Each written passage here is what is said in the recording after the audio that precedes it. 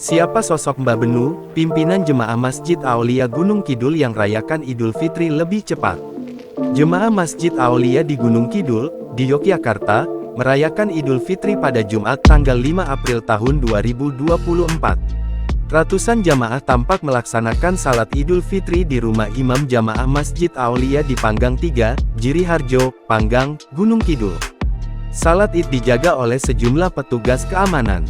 Sosok pimpinan Masjid Aulia ini pun sontak jadi sorotan publik, bahkan tak sedikit yang penasaran dengan sosoknya. Lantas siapakah sosoknya? Pimpinan Jamaah Masjid Aulia ini bernama Kiai Haji Ibnu Hajar Soleh Pranowo, atau Mbah Benu yang disebut sebagai mursyid atau guru. Jamaah Masjid Aulia adalah jamaah yang menganut aliran Ahlussunnah wal Jamaah. Merekalah yang mengikuti dan berpegang teguh dengan sunnah Nabi dan sunnah Khulafaur Rasyidin setelahnya. Perlu diketahui, jamaah Masjid Aulia sering berbeda dengan pemerintah maupun organisasi keagamaan Islam dalam penentuan hari besar. Dikutip dari Kompas.com, para jamaah mendengarkan khotbah dari Mbah Benu usai menunaikan ibadah salat Id. Setelahnya, para jamaah secara bergantian bersalaman dengan Mbah Benu, ada pula yang langsung pulang ke rumah masing-masing. Mbah Benu menyampaikan pesan agar masyarakat tetap rukun dan saling menjaga toleransi di tengah banyaknya perbedaan. Pesannya saling rukun, jaga kesatuan dan persatuan.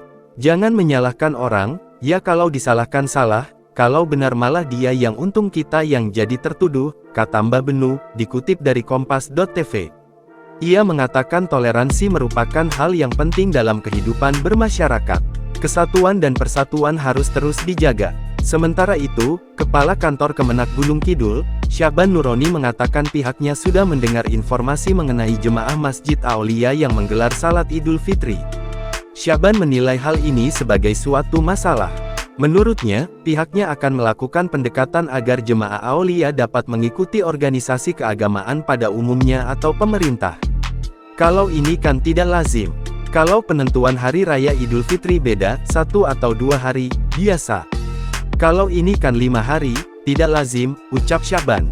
Upaya ini dilakukan agar keyakinan seseorang atau kelompok tidak menimbulkan permasalahan di tengah masyarakat. Sementara itu, Mbah Benu menjelaskan alasan mereka menyelenggarakan salat Id lebih awal ketimbang dengan penetapan pemerintah karena hal tersebut adalah keyakinan yang selama ini mereka anut. Sebab, di Indonesia masih bebas memilih menentukan hari rayanya sendiri. Indonesia itu bebas. Mau hari raya silakan, tidak hari raya ya monggo. Mau puasa monggo tidak puasa monggo.